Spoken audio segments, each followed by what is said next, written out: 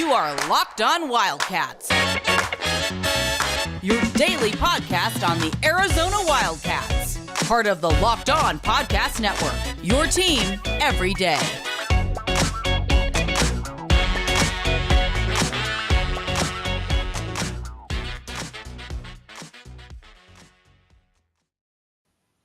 Thanks for keeping it locked on Wildcats and making this your first listen of the day. We always appreciate you. I'm your host, Mike Luke.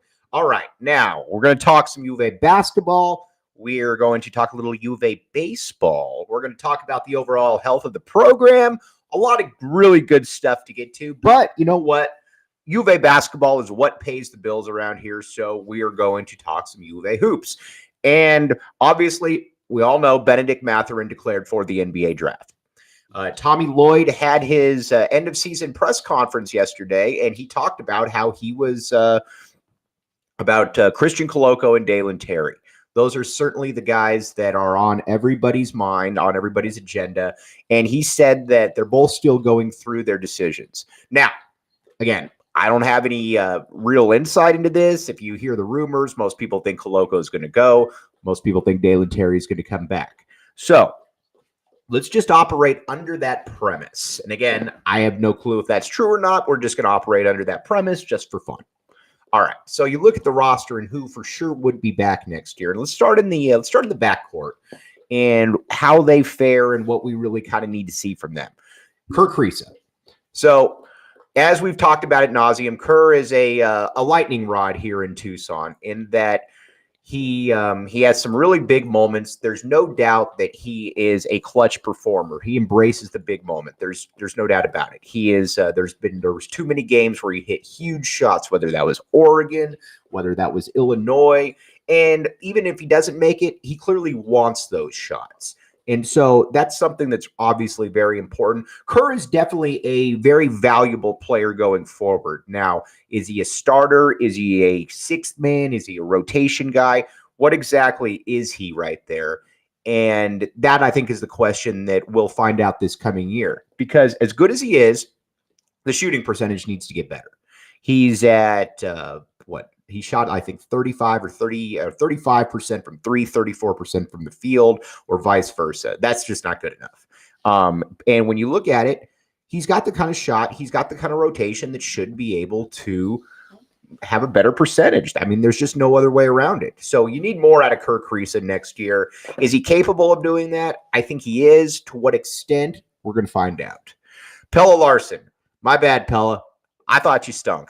Early on, I was like, ugh. And I knew he was coming back from injury, but the game looked way too fast. It looked way too quick for him. I was wrong. Pelle Larsson, he has some limitations, no doubt. He's certainly not going to ever be a dynamic ball handler. He is a guy that, he can get sped up at times, but he's a really, really good shooter, as he showed toward the end of the year. And he's a very underrated defender. And, Arizona he doesn't possess great lateral quickness, but he's strong and he's able to get up in people's faces. And I think that certainly helped him. He's a guy that I think, going forward, I don't love him as a starter, but if he's another guy, if he's your sixth or seventh guy and he's playing 20 something minutes a game, I'm more than okay with that. And considering too, that he's got possibly 3 years of eligibility, and it didn't even factor in too, that he can really finish around the hoop. Not great, but certainly better than, I gave him credit for. So Pelle Larsson and Kerr Kriisa are both going to have valuable roles next year. All right, Dalen Terry. If Dalen Terry does come back, Dalen Terry needs to be the star of the team. Dalen Terry needs to be an all-conference player. Dalen Terry, heck, with the kind of potential he has, Dalen Terry needs to be a guy that can possibly put up conference player of the year type stats. 15 points, 6 rebounds, 6 assists, something like that.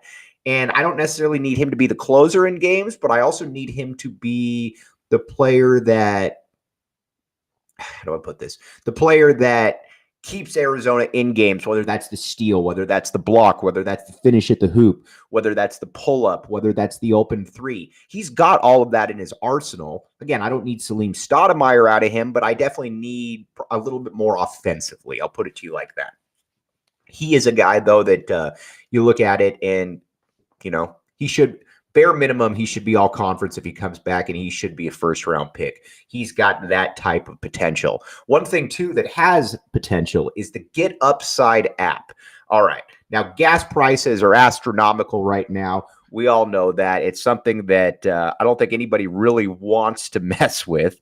And so why not try to help yourself a little bit if you can? Why not try to help yourself and get a little bit, a little bit of less pain at the pump? So use the Get Upside app and 25 cents off your first fill up. Use code word SCORE for college, and save yourself a little bit of money there. Thanks for keeping it locked on Wildcats. I'm your host, Mike Luke. All right, now moving into the front court. Azuolas Tubelis, you were all conference last year, and then you probably had the worst games of anybody possible in the NCAA tournament. I think this is a twofold thing. First of all, it was weird towards the end of the season to see Azuolas try to get outside of himself a little bit. This is a quiet, reserved kid, and he started, just doing things like, mocking the opponent, about being too short. And it's like, dude, that ain't you. That's inherent in some players. That's not inherent in Azuolas Tubelis. And quite frankly, once he got to the NCAA tournament, when he played some real players, TCU, Houston, he got punked. There's no way around it. He just got punked. He was scattershot. He couldn't hold on to the ball. He certainly looked scared at the moment. And that's something that he's got to address. As far as on the court, I'd like to see him get a little bit better finishing around the hoop. Tommy Lloyd talked about it last year about when he's got a player in front of him to be able to physically push him and get to the hoop. Last year, good numbers for sure, but he's got a lot of ability. Assuming the mind gets right, I'd like to see him in that 17 point, 10 rebound realm, because he's certainly capable of doing that. He's got that type of talent.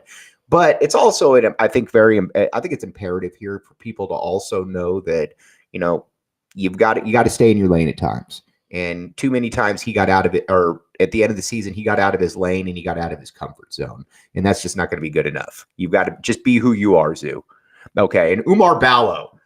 If there was a surprise of the season, it was probably Oumar. Oumar comes in from Gonzaga, and I'm going to be honest with you. Initially, I thought he was just going to be roster filler, a guy, practice guy, maybe plays a few minutes if somebody gets into foul trouble. But Oumar turned out to be a player.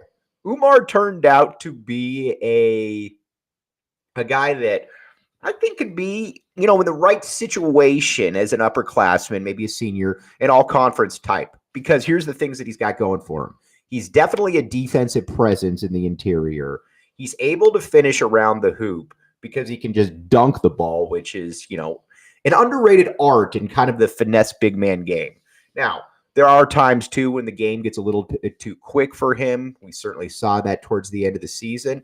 But I think an off-season where he's able to work with Lloyd on slowing the game down, he's able to work with Chris Rounds, continue to reshape the body a little bit, I think it's going to do wonders for him.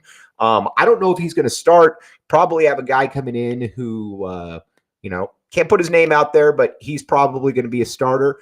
But Ballo is certainly that type of player. I'm a big fan, and hopefully we can get 3 more years out of the big man. Now, one other guy, too, that you need to obviously not keep an eye on, but is Dylan Anderson out of Phoenix. Okay.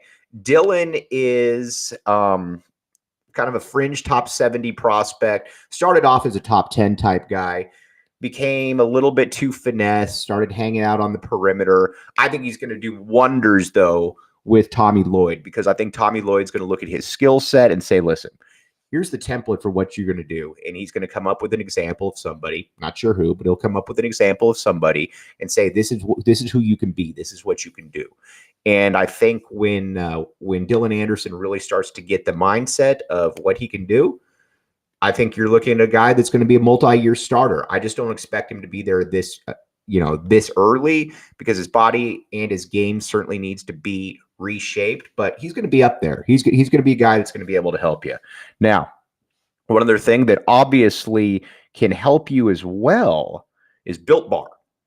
Dylan Anderson, big kid, powerful kid, got a lot of ability, needs to get in the weight room. You know what? After that weight room workout, hit some Built Bar, because Built Bar is what will sustain you before the workout and after the workout. And here's the other thing. Built Bar tastes fantastic. It's great.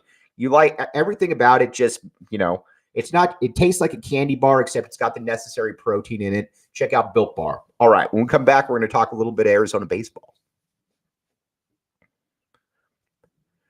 All right. Thanks for keeping it locked on Wildcats. Arizona baseball. So a lot of heads were scratching when Chip Hale was made the U of A baseball head coach. And so far, so good. U of A is ranked, I think, 15th in the country right now. And he certainly hasn't looked out of his realm at all. I didn't expect him to. Obviously, he's still got to find out whether he can recruit at the level that Jay Johnson did. But so far, so good. And if you've been out to a game, this is a team that if they get into the College World Series, can probably cause some problems. I mean, the pitching isn't great, but the bats are.